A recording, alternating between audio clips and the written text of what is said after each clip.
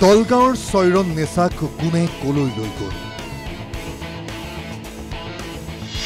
ৰেলৰ পৰাই বাংগালুৰুত নিখোজ 18 বছৰীয়া যুৱতী। কান্দোনত ভাগি পৰিছে দুৰ্ভগীয়া পৰিয়াল।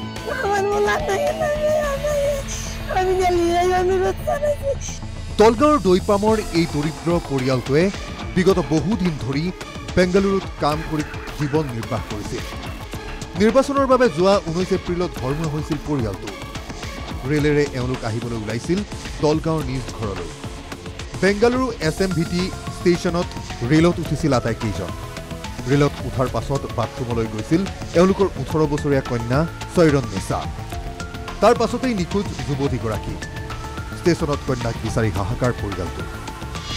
এটা সময়ত ৰেল ষ্টাৰ্ট হ'ল। জীয়ৰীক নোপোৱাকৈয়ে ঘৰমুৱা পিতৃ মাতৃ।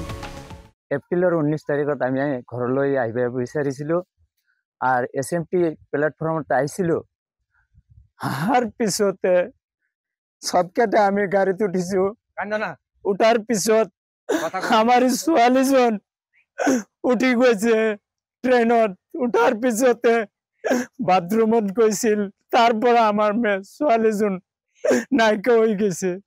সেইকাৰণে মই ক'লো ৰাজ্যক চৰকাৰক আমি আবেদন জনাইছোঁ।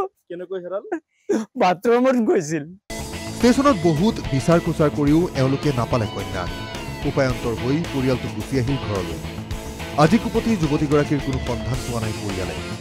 দৈপাম আৰক্ষী চকীত পৰিয়ালে এজাহাৰ দাখিল কৰিছে। ভিন্ন চিন্তাৰে জুমুৰি ধৰিছে পৰিয়ালটো। কি হ'ল, কলৈ গ'ল, কোনে নিলে? আৰক্ষী আৰম্ভ কৰিছে তদন্ত। এই পৰ্যন্ত কিন্তু আৰক্ষীয়েও কোনো ক্লু লাভ কৰা নাই। হাত জোৰ কৰি সহায় বিচাৰিছে এওঁলোকে।